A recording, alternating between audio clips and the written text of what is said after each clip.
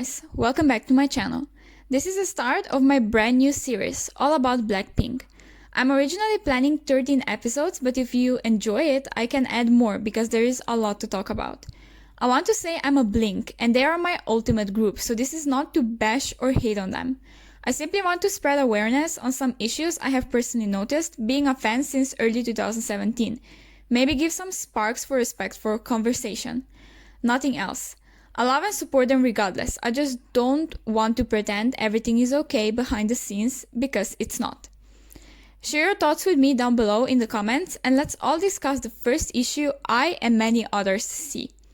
Misogyny inside the entertainment and Blackpink's mistreatment.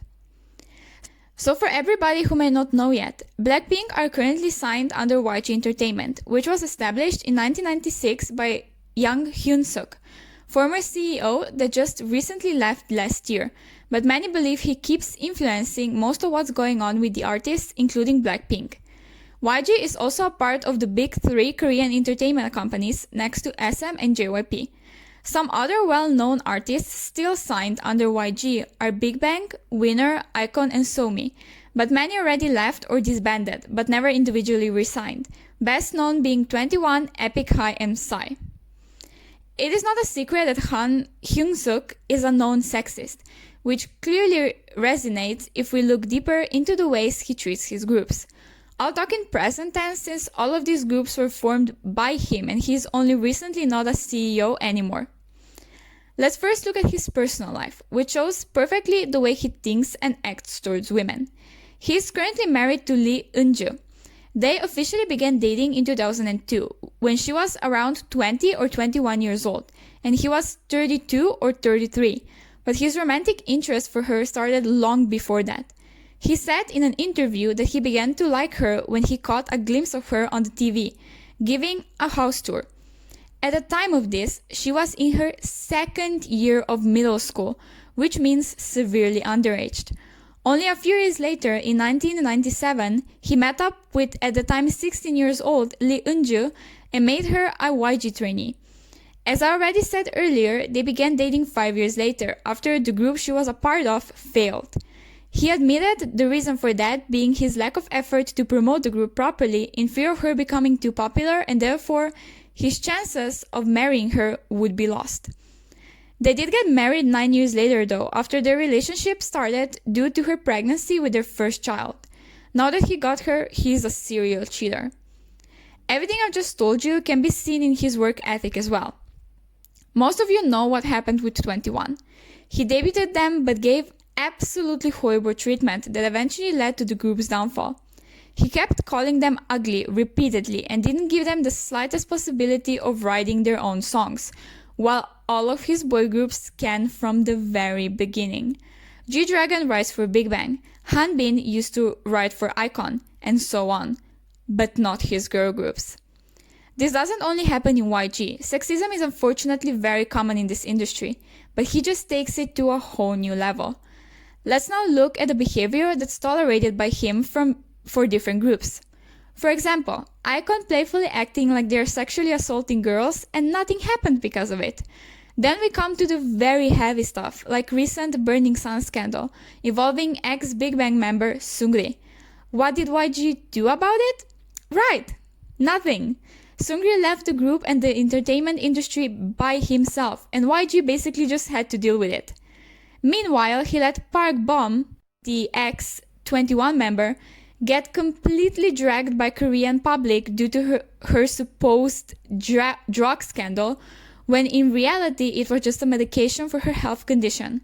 He didn't even bother to clarify anything or try to defend her. He simply confirmed everything with his behavior and even released an apology, if I'm not mistaken.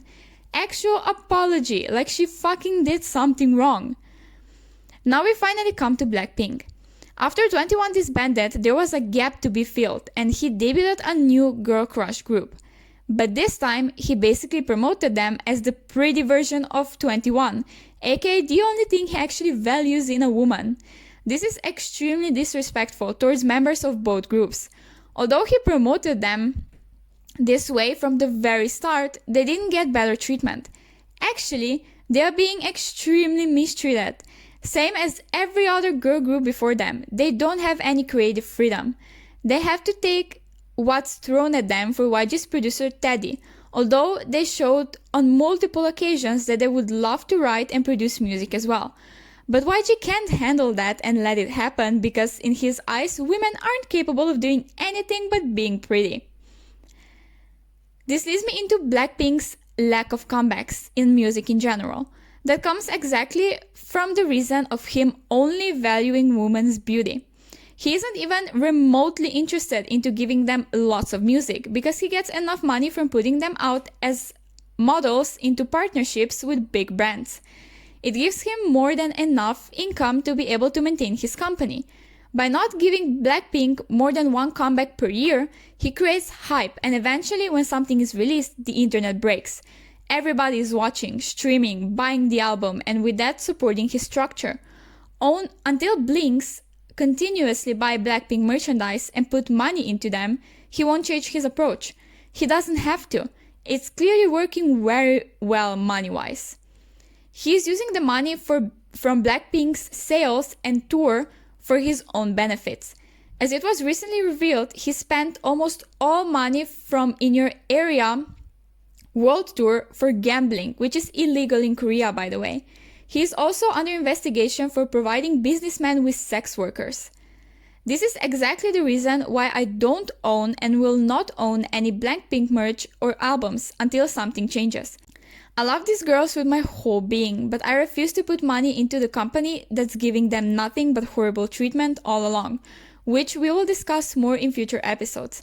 I think the whole I support Blackpink but not YG argument isn't realistic, and actually something that can be achieved.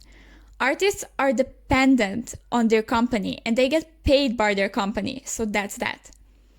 I truly hope you guys enjoyed the very first episode. It requires a lot of research and planning, so I'll update you on when the next episode is coming.